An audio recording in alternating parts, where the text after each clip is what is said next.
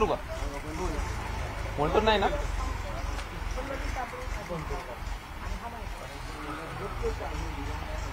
Hello, मिळालं का? हा, मिळालं का?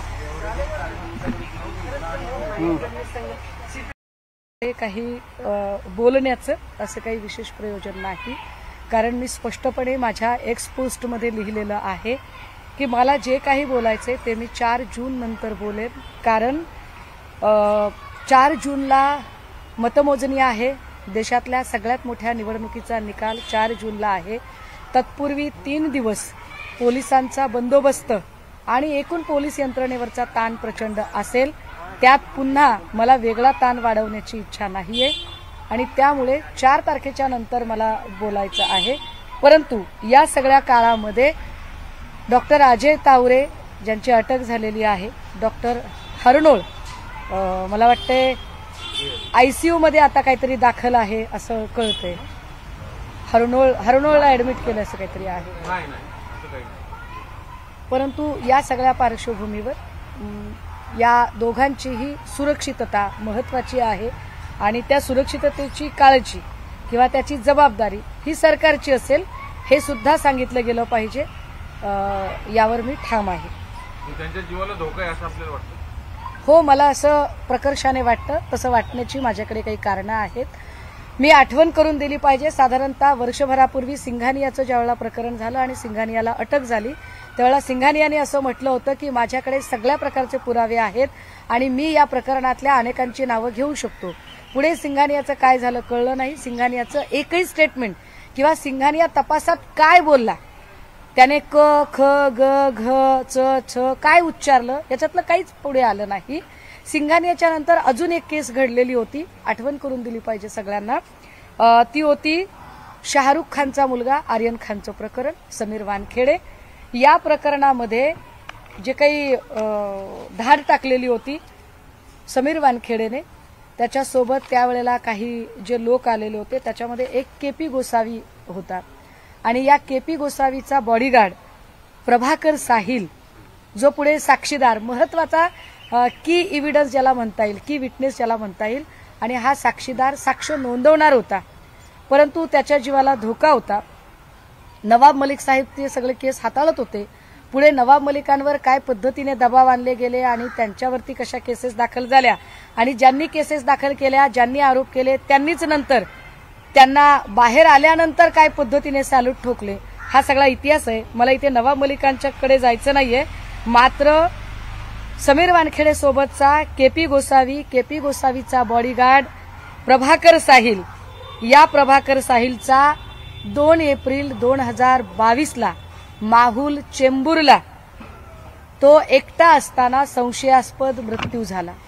जो अतिशय की विटनेस होता त्याचा मृत्यू झाला. ललित पाटीलने सांगितलं की माझ्याकडे खूप नावं आहेत आणि मी खूप नावं घेऊ शकतो, पण त्याही सगळ्या प्रकरणामध्ये पुढे चौकशी काय झाली, ललित पाटील काय बोलला काय नाही, क ख ग घ च छ कुणाचं नाव घेतलं काय नाही, याच्यावरती जराही माहिती पुढे आली नाही. आता डॉक्टर अजय तावरेच्या अटकेनंतर अजय तावरेने सेम वाक्य उच्चारलं की माझ्याकडे भरपूर नावं आहेत, मी कुणालाही सोडणार नाही. अशा वेळी एक की विटनेस म्हणून डॉक्टर अजय तावरेची सुरक्षितता महत्वाची ठरते. पुरावे नष्ट करण्याच्या दृष्टीने, कारण पोर्शे कार अपघात प्रकरणामध्ये जर इतके सगळे बडे प्रस्थ गुंतू शकतात, रक्ताचे सॅम्पल बदलू शकतात, रातोरात 12 तासाच्या जामीन होऊ शकतो, पिझ्झा बर्गरच्या पार्ट्या होऊ शकतात, वाटेल त्या पद्धतीने त्याला वाचवायचे प्रयत्न होऊ शकतात, तर पुरावे नष्ट करण्यासाठी अजय तावरेच्या जीवाला धोका का होणार नाही. त्यामुळे अजय तावरेची सुरक्षितता महत्वाची आहे. राहिला प्रश्न आरोग्य खात्याचा सावळा गोंधळ, तर या सगळ्या संबंधाने मी 4 तारखेच्या नंतर निश्चितपणे बोलेन. आरोप कुणावर करताय तुम्ही, कारण प्रशासन आता ते ताब्यात आहेत खरं तर दोन्ही डॉक्टर्स, म्हणजे नेमका आरोप कुणावर आहे, कारण तुम्ही त्या ट्विटमध्ये खूप छोटं बोललात पण अनेक गोष्टींचा उलगडा होणार आहे असं म्हणताय तुम्ही. माझं स्पष्टपणे म्हणणं आहे की अजय तावरे हा फक्त आणि फक्त कुठेतरी रक्ताचं सॅम्पल बदललं एवढ्या पुरतं मर्यादित नाव नाही. अजय तावरे जेव्हा म्हणत आहे की माझ्याकडे अनेक नावं आहेत मी तोंड उघडेन त्यावेळेला त्याच्या बोलण्यातला गर्भित अर्थ समजून घ्यावा. गेल्या 10-12 वर्षामध्ये अजय तावरेने काय काय बघितलेलं आहे हे नीट समजून घ्यावं. इव्हन पल्लवी सापळे, अजय तावरे, अजय चंदनवाले, त्यानंतर काय अनेक नावं आहेत, अनेक नावं आहेत याच्यामध्ये. ह्या सगळ्या नावांचा आणि 6व्या मजल्याचा काय संबंध आहे, 2.5 वर्षापूर्वी जे सरकार पाडलं गेलं त्याचा काय संबंध आहे, हे सरकार पाडण्यामध्ये अजून काय काय गोष्टी घडल्या, या अनेक गोष्टी पुढे आल्या पाहिजे. 6वा मजला म्हणलं मंत्रालयाचा विचारताय का तुम्ही? मंत्रालयाचा 6वा मजला, तुम्ही 6वा मजला म्हणाला. होय, मी ठामपणे 6वा मजला म्हणते. पण मंत्रालयाचा 6वा, मी मंत्रालय 6वा मजला म्हणजे आपल्याकडे एवढं तर चांगलंच आहे की मंत्रालयाचा 6वा मजला असेल, कारण इथे सगळ्या पुण्या मुंबईच्या ज्या बिल्डिंग आहेत त्या सगळ्या 43 मजल्यांच्या आहेत. मी पर्टिक्युलर 6व्या मजल्याबद्दल बोलतीये. मुख्यमंत्र्यांचं दालन आहे 6व्या मजल्यावरती, म्हणून हा प्रश्न. तिथे अजून पण वेगवेगळे मंत्री होते. मागच्या काळामध्ये काही वेगळे मंत्री पण तिथे होते, त्यांची दालनं हलवलेली होती. त्यामुळे असं काही समजायचं कारण नाही. तर मुळात पालकमंत्री अजित पवार आहेत. या संपूर्ण घटनेला आता 10 ते 12 दिवस होऊन गेलेले आहेत. अजित पवार अनेक वेळा पुण्यात येऊन गेले, मात्र पोलीस आयुक्तालयात त्यांनी फोन केले असतील, चर्चा केली असेलच, पण पोलीस आयुक्तालयात येऊन भेट घेणं हे त्यांनी उचित धरलं नाही असं वाटतं. नाही, मुळात या सगळ्या प्रकरणामध्ये जेव्हा नाशिकला ड्रगचे साठे सापडतात आणि पालकमंत्र्यांना प्रश्न विचारले जातात दादा भुसेंना, तेव्हा दादा भुसे ज्या अरेरावीने बोलतात अब्रू नुकसानीचा दावा दाखल करेल. जेव्हा आता मुश्रीफ साहेबांना प्रश्न विचारले मी अब्रू नुकसानीचा दावा दाखल करेल, हे जे दावा दाखल करण्याची जी भाषा आहे ती एका अर्थाने विरोधकांचा आवाज दडपण्याची भाषा आहे. मी काल काही लोकांचे स्टेटमेंट ऐकले ज्याच्यामध्ये काल काही जण सांगत होते की प्रसिद्धी वगैरे, कुठल्या प्रसिद्धीच्या बाता करताय? रक्ताच्या नमुन्याचे सॅम्पल बदलले गेले, मग सत्ताधाऱ्यांना प्रसिद्धी पाहिजे होती का? तिथे सॅम्पल बदलले गेले, याच्यात काय अजय तावरेंना प्रसिद्धी पाहिजे होती की अजून कोणाला प्रसिद्धी पाहिजे होती? 12 तासाच्या आत जामीन दिला, ही कुणाला प्रसिद्धी पाहिजे होती? तुमच्या आधी तपासातल्या काय त्रुटी आहेत, काय उणिवा आहेत, त्या उणिवा एकदा बघा, जरा स्वतःकडे बघा. आणि लुटूपुटू जरा काही झालं की राष्ट्रपती राजवटीची मागणी करणारे विरोधक आता कोणत्या बिळात लपलेले आहेत बरं? आता ते का बरं या सगळ्यांवरती बोलत नाहीत? त्यांनी बोललं पाहिजे. अगदी म्हणजे गिरीश महाजनांनी सुद्धा बोललं पाहिजे या सगळ्यांमध्ये. तावरेंचा आणि काही सत्ता पालट झालं 2.5 वर्षापूर्वी, त्यांचा काय संबंध? विचारा की एकदा गिरीश महाजन आणि सगळ्यांनाच. मी तर 4 जून नंतर बोलेनच ना, बोलेन मी 4 जून नंतर. मी सांगते पुन्हा की मला आत्ता जर मी बोलले ना, मी आत्ता बोलले तर मला असं वाटतंय की सगळ्या लोकांचं लक्ष हे निवडणुकांकडे आहे, निकालाकडे आहे. आत्ता निकालासाठी म्हणून पोलीस यंत्रणा आणि एकूण कायदा व्यवस्था त्यासाठी सज्ज होत आहे. अवघ्या 3 दिवसावर निकाल आहे. अशा सगळ्या परिस्थितीमध्ये आपण वेगळा ताण वाढवू नये अशी माझी प्रामाणिक इच्छा आहे. मी कायदा पाळणारी मुलगी आहे, मला कायदा पाळायचा आहे. अहो, मी अनेक नावं घेतेय, मी एकाही नावावरून माघार घेत नाहीये. माझं असं म्हणणं आहे की एकट्या अजय तावरेलाच का, अजय तावरेकडे अनेक नावं आहेत, पण अजय तावरेला पुरावे नष्ट करण्याच्या हेतूने अजय तावरेच्या बाबत काही घडायला नको, एवढंच माझं म्हणणं आहे. महत्वाचं याला थोडं प्रश्न नावांच्या संदर्भातला मित्रपक्ष नाना पटोले त्यांच्या सगळ्या संदर्भात असं म्हणणं आहे की आमदार पुत्र असा वारंवार सगळ्यामध्ये उल्लेख केला, तर नक्की रोख कोणाकडे? कारण या संदर्भात सामनामध्ये पण बातम्या नाही, मला पटोले नेमके कुणाच्या संबंधाने बोलले याची कल्पना नाहीये. पण एक नक्की आहे, ज्या पद्धतीने या प्रकरणामध्ये अनेक ग्लॅमरस नेम फेम असणारे आणि बडी प्रस्थ दाखल झाली, म्हणजे हे फार शोकांतिका आहे एका अर्थाने की घाटकोपरमध्ये 18 जीव गेले, त्याची चर्चा 3 दिवसाच्या आत संपली. डोंबिवलीमध्ये 6 कामगार गेले, त्याची चर्चा 1.5 दिवसात संपली. परंतु एका ग्लॅमरस प्रकरण जे गेल्या साधारण महिनाभरापासून हे सगळं चालू आहे, हे कशासाठी चालू आहे? ते सगळे बडे प्रस्थ अर्ध्या रात्री का दाखल झाले होते? जर खरंच शिफारस केली होती आमदार सुनील टिंगरेंनी, तर टिंगरेंनी नंतर त्याच्यातनं वॉकआउट करायचा प्रयत्न का केला? सुनील टिंगरेंनी ठामपणे का सांगितलं नाही की होय मी शिफारस केली होती? पत्र व्हायरल झाल्यावर पुन्हा त्याच्यावर वेगळा खुलासा देण्याची गरज, ती वेळ टिंगरेंवरती का आली? आणि वेदांत अग्रवाल जिथे एक व्हिडिओ व्हायरल होतो की ज्याच्यामध्ये तो काहीतरी पेयपान करताना हॉटेलमध्ये दिसत आहे, त्यावेळेला इतर चेहरे ब्लर केलेले आहेत. कदाचित ते मायनर चेहरे आहेत म्हणून ते ब्लर केले असतील, ते लोकांना कळू नये म्हणून. पण पोलिसांकडे त्यांची माहिती असेल ना की जे ब्लर केलेले चेहरे आहेत ते कोणाचे चेहरे आहेत, काय ते खूप मोठ्या बड्या हस्तींचे कुणी आहेत का म्हणून ते चेहरे ब्लर केलेत का, की त्यांना वाचवण्यासाठी. मग तो आमदार कोण आणि त्या आमदाराशी आमदार सुनील टिंगरेंचा काय संबंध, आलं पाहिजे एकदा पुढे सगळं. 14 कॉल झाले तावरे आणि अग्रवाल यांच्यामध्ये, तेवढेच कॉल झालेत की आणखी काय कॉल झाले असण्याची शक्यता? मला असं वाटतं की हे सगळं सीडीआर वगैरे तपासणं ही गृह खात्याची जबाबदारी आहे आणि सगळ्यात जर मी करायचं असेल तर मी पुन्हा म्हणेल की गृह खातं माझ्याकडे द्या, मी चालवून दाखवते. तर मुळात प्रश्न ताई असा आहे की आमदारांचा समावेश जर असेल, आमदार 24 नंतर येऊ शकते. Thank you sir. तर आमदारांचा जर समावेश या संपूर्ण प्रकरणी असेल तर संबंधित आमदारांचे जे मंत्री आहेत त्यांनी त्यांना सुनावला, अशा चर्चा सकाळपासून रंगतायत. हे सुनावलं असेल तर हे उशिरा सुनावलं असं वाटतं का? नाही, मला अजून एकदा आठवण करून द्यायची आहे. संजय राठोड कॅबिनेट मंत्री असताना जेव्हा आरोप झाले तेव्हा संजय राठोडांचा राजीनामा घेतला गेला, पायउतार केलं गेलं.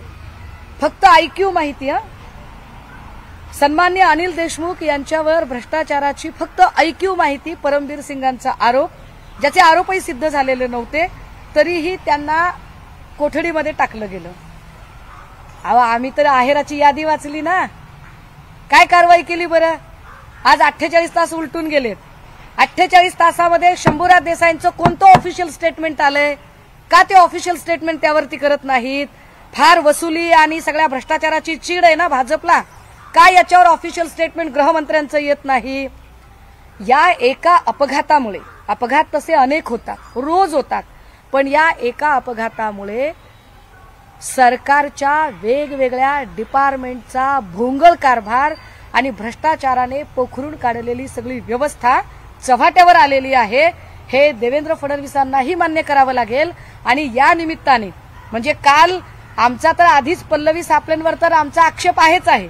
माझं आजही म्हणणं आहे की पल्लवी सापळेंनी केलेली चौकशी ही आम्ही का प्रमाण मानावी? पल्लवी सापळे या निरपेक्षपणे न्याय देणार आहेत हे आम्ही का मानावं? ज्यांनी रक्तातला प्लाझ्मा विकून खाल्ला त्या बाई रक्ताच्या फेरफारावरती बोलणार हे आम्ही का मान्य करायचं? ज्यांच्यावर स्वतः भ्रष्टाचाराचे आरोप आहेत. आणि या सगळ्या लोकांकडून बरं त्या सगळ्यांमध्ये परत रात्री मला वाटतं आपल्याच माध्यमातून काही फुटेज बाहेर आलेत की आयुक्तालयामध्ये दारूच्या पार्ट्या झाल्यात. एवढ्या सगळं होऊनही वारंवार जर पोलिसांकडून चुका होत असतील तर फडणवीस साहेबांनी जी तातडीने इथे येऊन सावरासावर करत जी काही पत्रकार परिषद घेतली होती त्यानंतर पुढे काय झालं यावर एखादं ऑफिशियल स्टेटमेंट फडणवीस साहेबांकडून का येत नाहीये?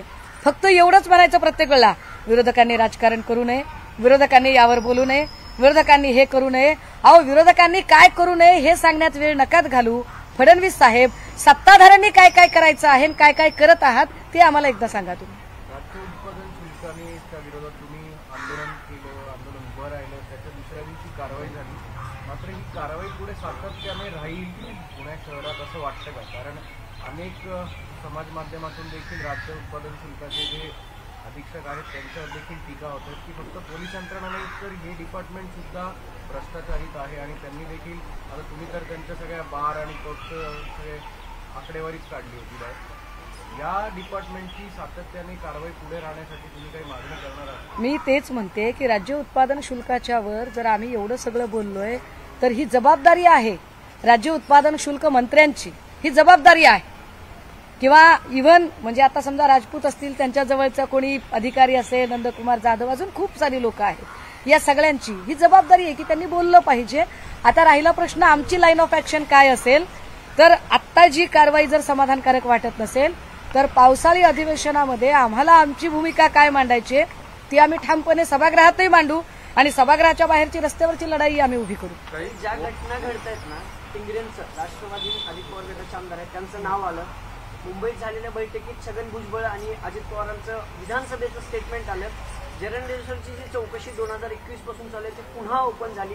या सगळ्या जर गोष्टी बघितल्या, लिंक त्या इंटरनल लिंक आहेत का? आणि या सगळ्या महायुतीत सगळं अलबेल नसल्याचं संकेत आहेत.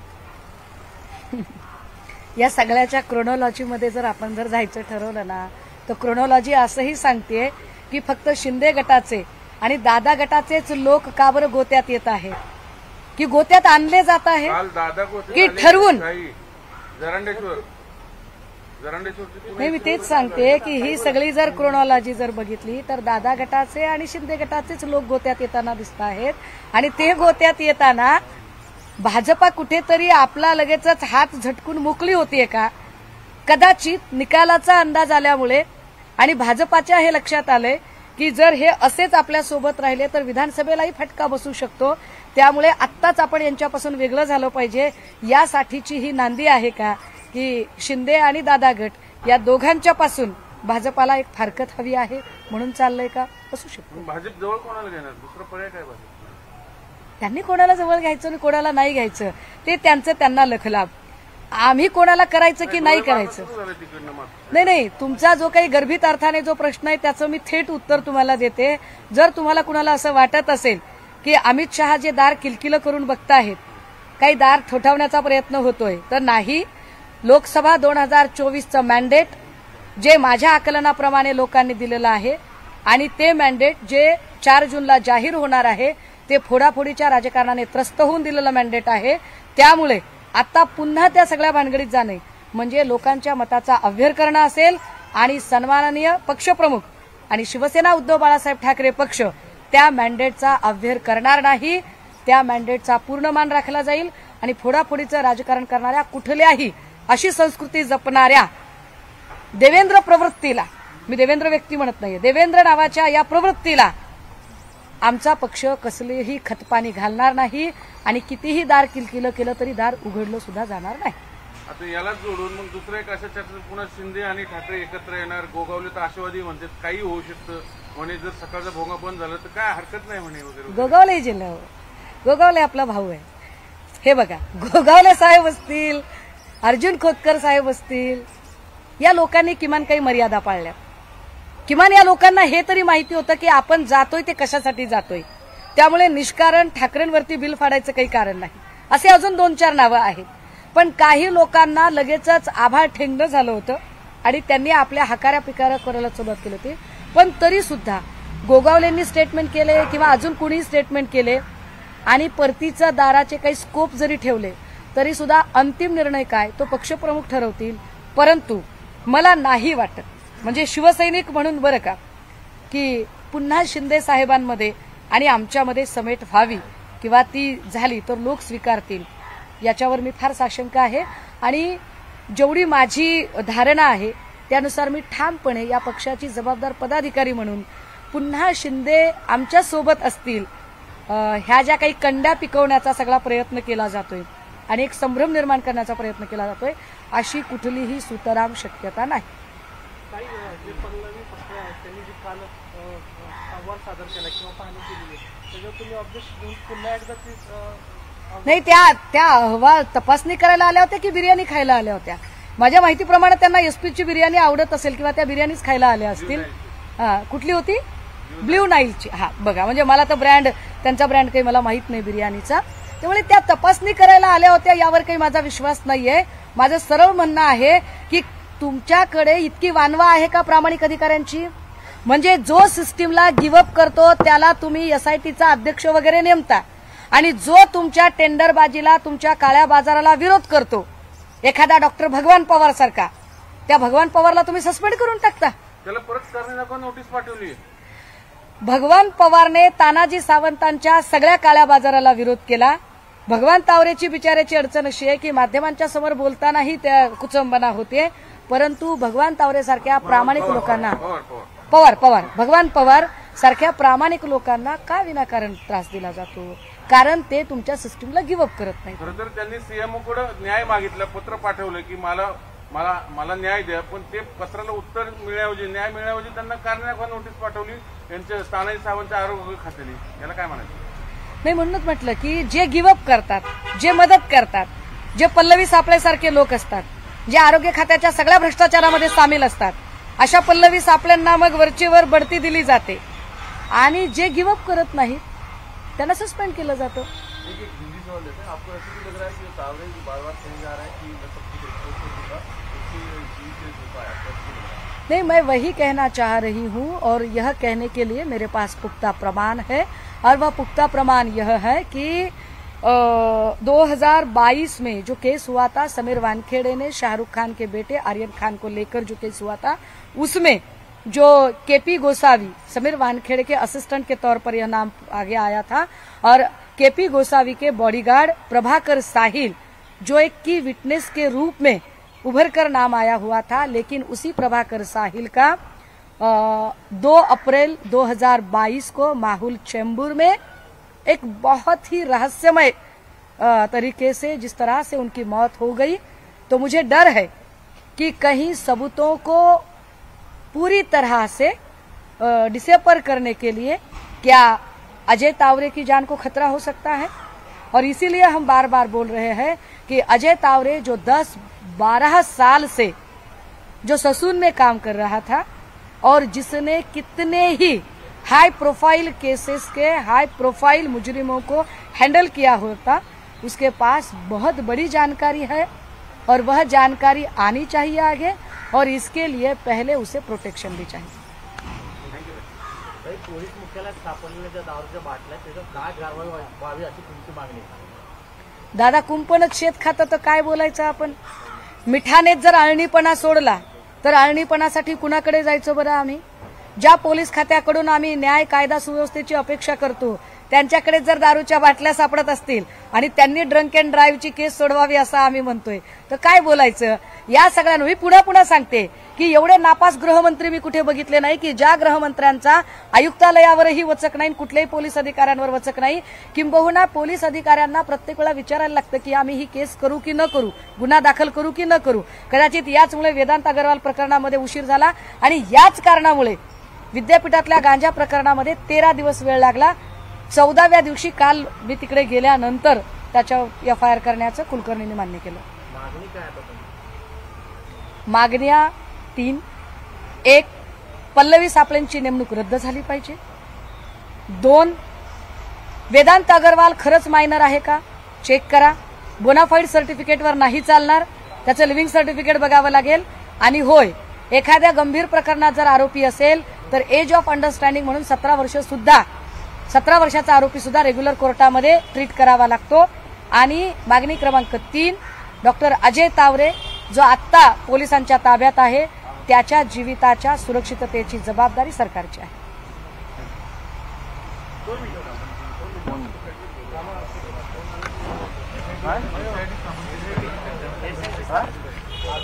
कशावर एसआयटी?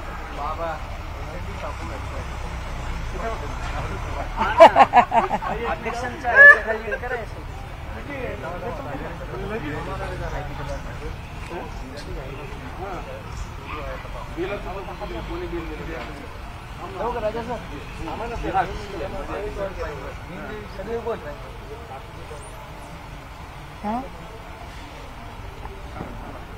बस झालं ना,